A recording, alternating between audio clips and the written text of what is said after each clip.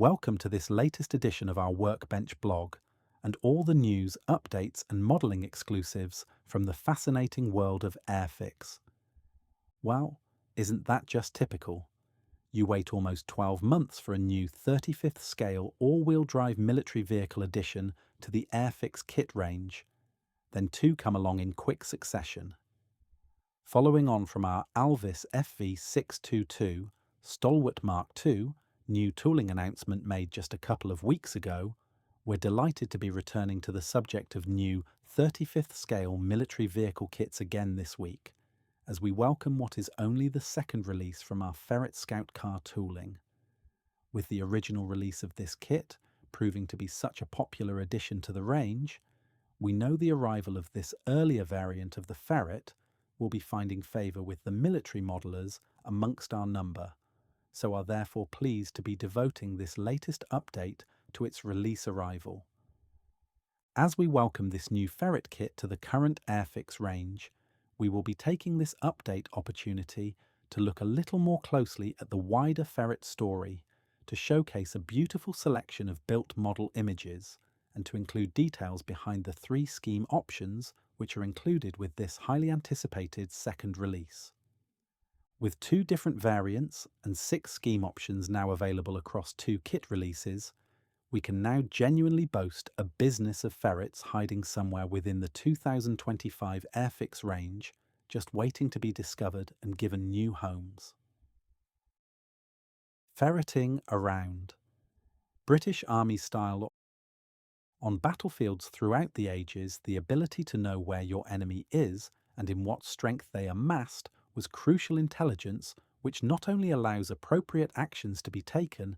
but can also save many lives in the process. As we are all now only too aware, drone technologies currently play an important role in fulfilling this essential requirement, and be that an expensive military drone for strategic intelligence or a small consumer device used in close contact situations, this real-time information about the enemy you are facing can prove decisive. For these reasons, denying your enemy the ability to obtain these details is just as important as securing your own intelligence. However, in the days before the drone, this work had to be carried out by specially trained units, and if they were lucky, ones who had access to a vehicle designed specifically to help them in their task. A highly successful series of light-armoured reconnaissance and liaison vehicles, the Ferret Scout Car would see widespread military service with British and Commonwealth forces from the 1950s onwards, with later variants of the Ferret still being in service and taking part in the Gulf War of 1991. A vehicle type which can trace its lineage back to the successful Daimler Dingo Scout Car of the Second World War, the Ferret was designed with stealth in mind, a light and fast armoured vehicle which could probe enemy positions, reporting any discovered weak points back to commanders, with their own forces moving forward to exploit what they found. Weighing in at just over 4 tons when at operational weight, the Ferret was of all-welded construction and featured armour protection capable of withstanding most small arms fire,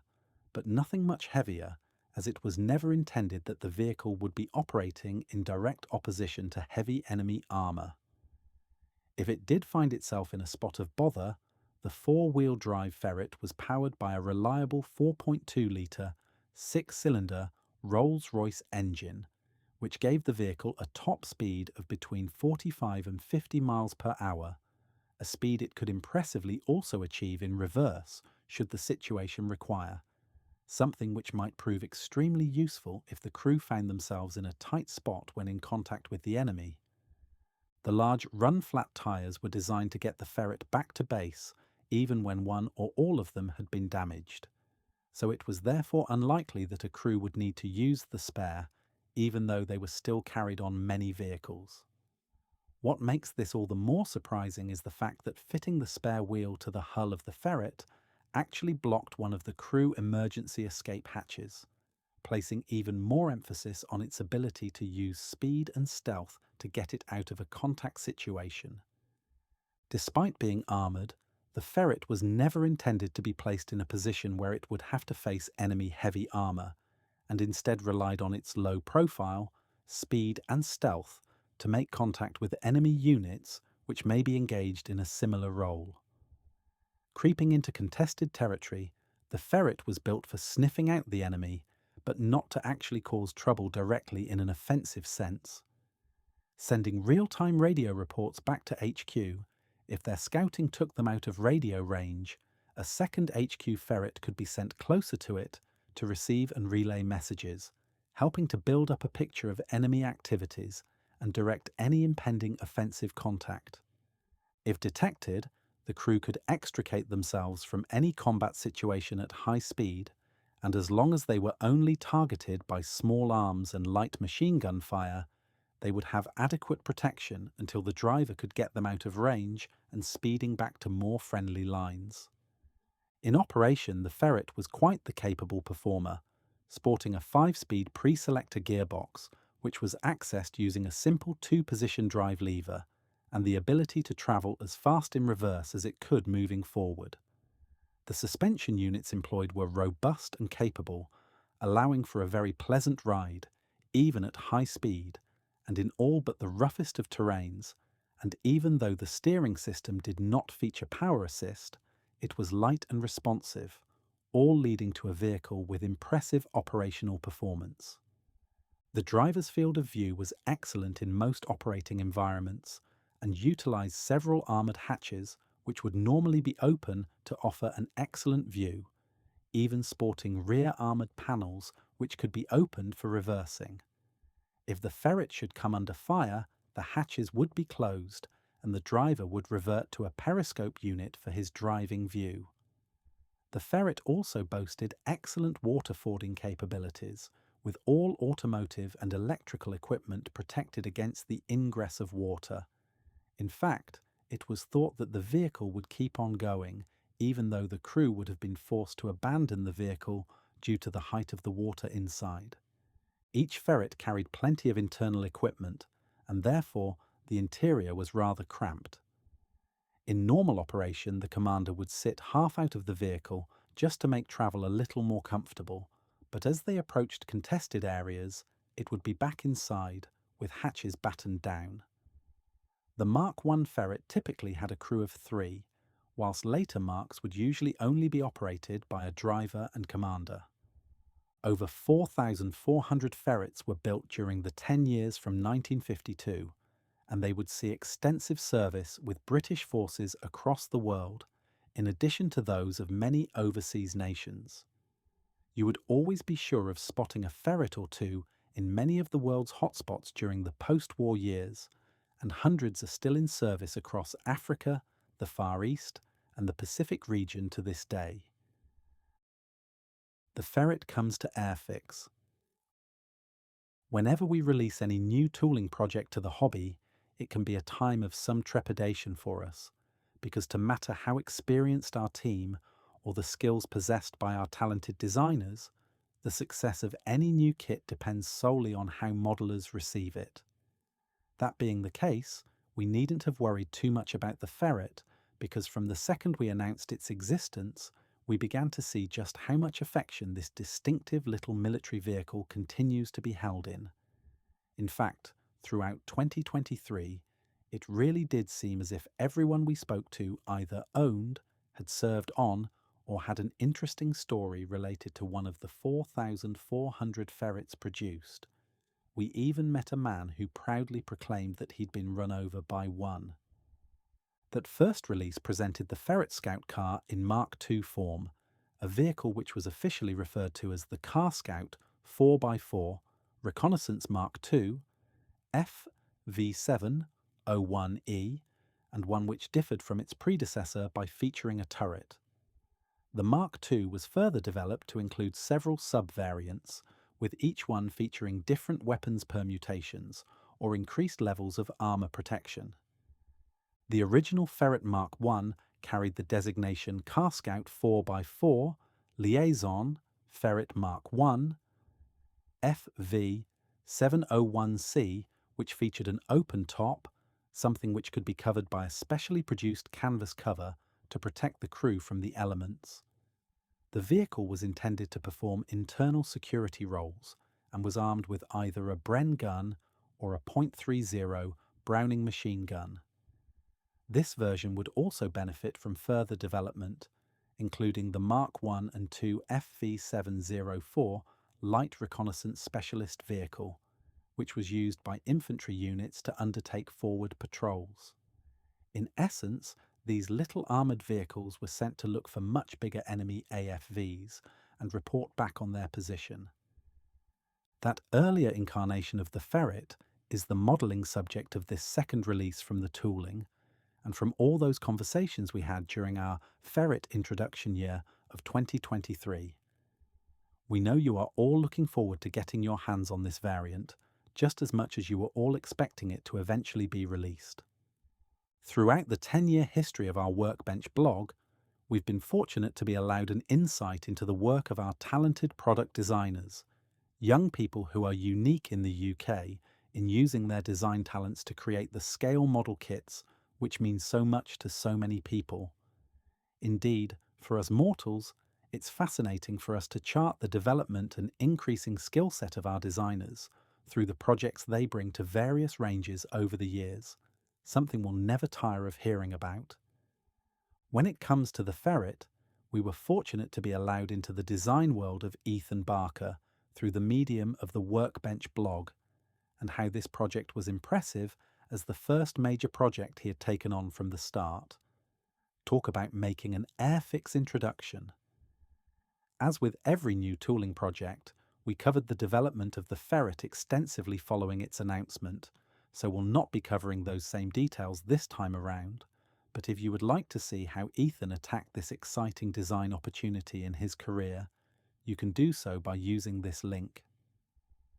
When taking on a new design challenge, our designers will always try to include as many variations as possible regarding the subjects they're working on within their designs, obviously without compromising the integrity of the project. For Ethan and his Ferret design, he was able to cover different variants of the vehicle within his tooling design, and this second release allows us to return to the subject of the first Ferret Scout cars to enter British Army service. Without further ado, let's take a closer look at the 3 new scheme options which are included with the release of this Ferret Scout Car Mark I kit. An incredibly useful and highly serviceable armoured vehicle, the Ferret was designed with mobility in mind, if not intended for direct contact with enemy heavy armour. Just like the animal after which it was named, it was intended that the Ferret and its crew would use speed, stealth, and its low profile to sneak into forward positions close to the enemy, and to observe their movement and positions without being observed themselves. The task of dealing with those enemy units was assigned to other AFVs and troops bringing up the rear, but the Ferret acted as their eyes and ears. Possessing excellent performance both on and off-road, the Ferret employed a constant 4x4 drivetrain, which made it extremely fast over most terrain, and for a vehicle which could boast 4 tons of armour, was impressively fast on all surfaces, although travelling at speed on undulating ground wouldn't have been pleasant for the crew. Indeed, the Ferret's top speed of 50 miles per hour could be achieved in both forward and reverse gears, although if a crew needed to travel that fast in reverse, they had probably found themselves in a spot of bother on the battlefield. In cases such as these, the Ferret would usually discharge smoke before heading off in the opposite direction,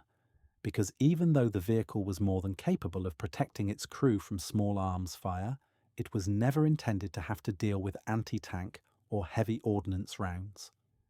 In this original variant configuration, it isn't difficult to see why the Ferret became such a favourite with British Army crews, as its excellent performance, general reliability, and extremely low profile made it perfect for the role of reconnaissance patrol vehicle, something it did from the early 1950s right up until the early 1990s.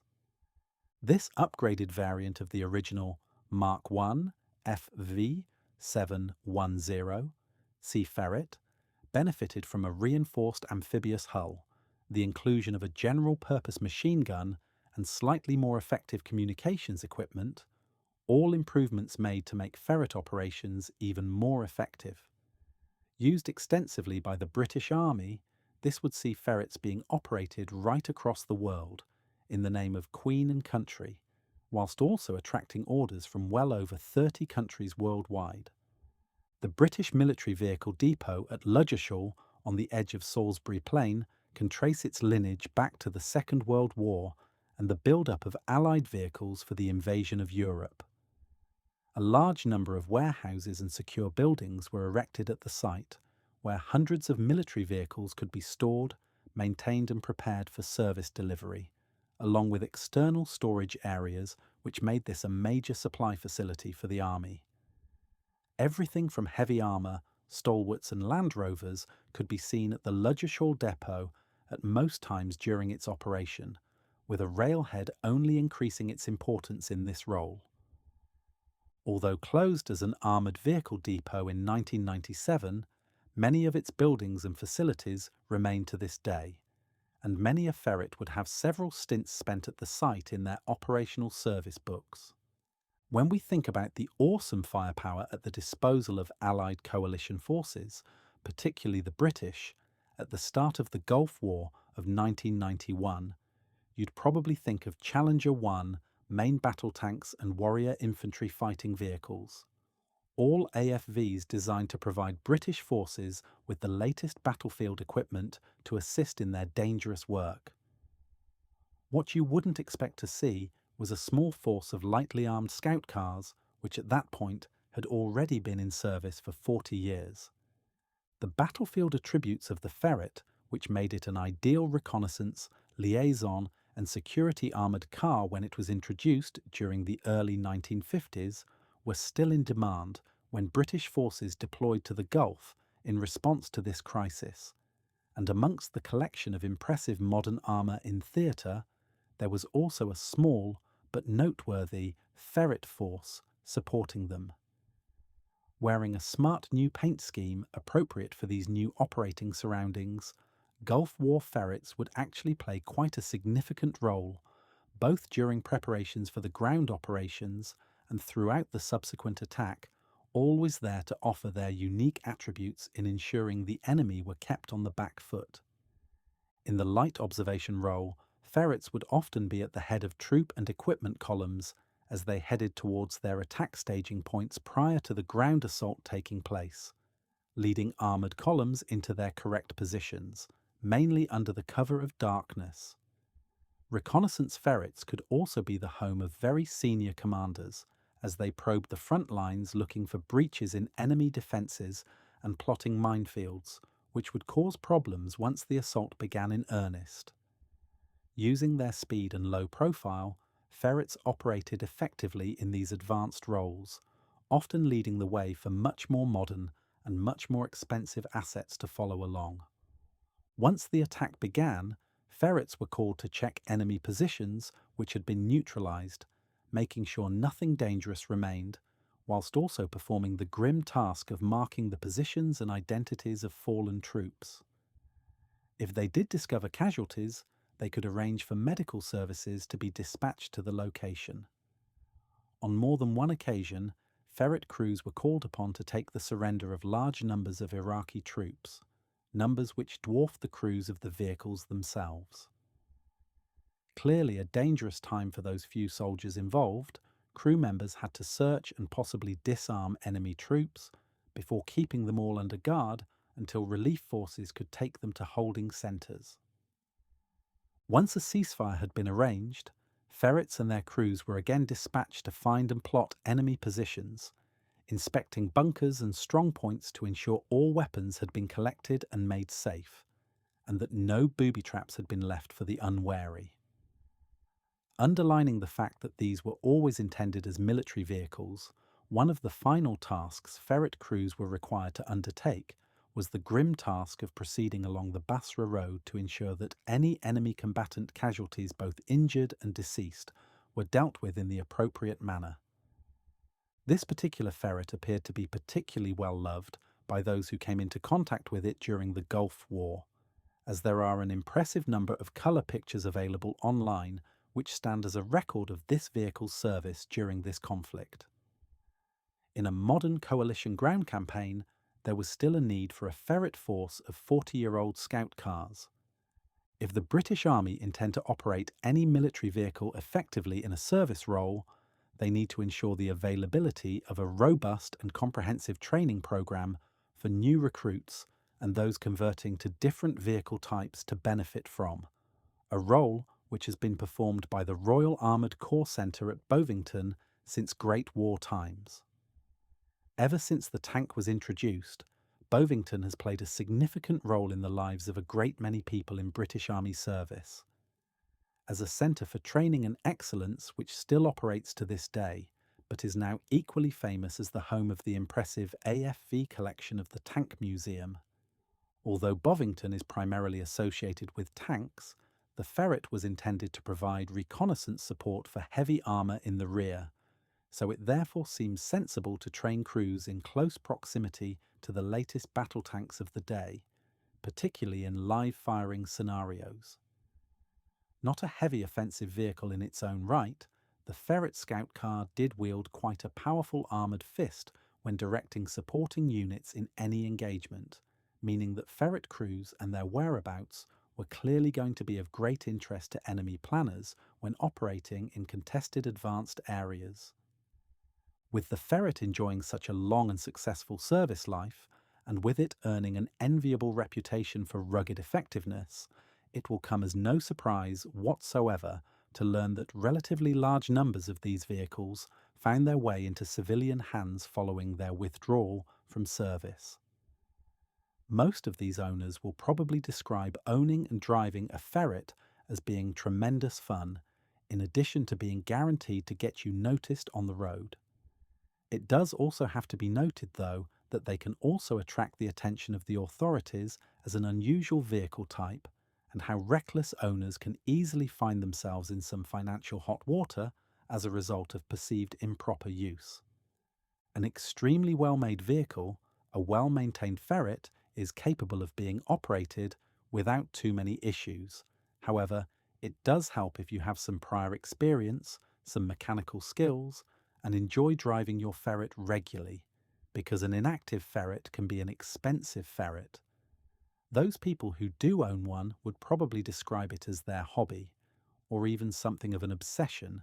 but definitely a labour of love for them. Owning a Ferret can be an expensive and time-consuming exercise, particularly if you intend to research the history of your vehicle and return it to as close to its former service condition as possible. A Ferret is also intended to be an off-road vehicle, where the natural slippage of soft ground allows the constant 4x4 drivetrain to correct itself when in danger of winding. If driven mainly on roads and prepared surfaces, the 4x4 system can have a few issues, but as long as you're aware of this and know that an hour or so of off-roading fun will rectify the situation, you'll have few problems. Imagine how cool you'll look in the process too. For those thinking about taking the plunge and doing a little prior research, some fellow enthusiasts go to great lengths in sharing their ownership and restoration project experiences with fellow Ferret fans. One owner in Canada secured a former Batus Ferret, which has a similar registration to the vehicle featured in this third scheme option, and posted a comprehensive review of his restoration work on the vehicle, including an impressive number of photographs. For anyone thinking about taking the Ferret ownership plunge, a quick web search for this information might prove invaluable. The story of British Army Batus operations is an interesting one and well worth visiting once again before we end this latest update review. On the wide expanses of a prairie in Alberta, Canada, the British Army has been conducting large-scale training and military manoeuvres since 1972, an area which is twice the size of the Isle of Wight, and so sparsely populated that it's ideal for live firing and complex combat simulations. The British Army Training Unit Suffield is an important location for the modern British Army and is home to around 400 permanent staff, 1,400 soldiers in training, and a great many local people who all help to keep the base running smoothly. Of even greater importance, Battus is home to Challenger 2 tanks and Warrior infantry fighting vehicles, in numbers which constitute an entire battle group and therefore allowing training activities of this magnitude to be undertaken. Over the years, well over 100,000 British Army personnel have spent time training at this impressive facility, which is used to provide the most complex testing and training exercises a British soldier can experience, with live firing and battle group scale scenarios, providing them with the knowledge and experiences to prepare them for war. In a changing world, the role of the Army has to be flexible enough to cope with the demands placed upon it, both traditional and contemporary, with this facility undoubtedly providing troops with as real a combat situation as they are likely to experience, other than actually being in a war zone.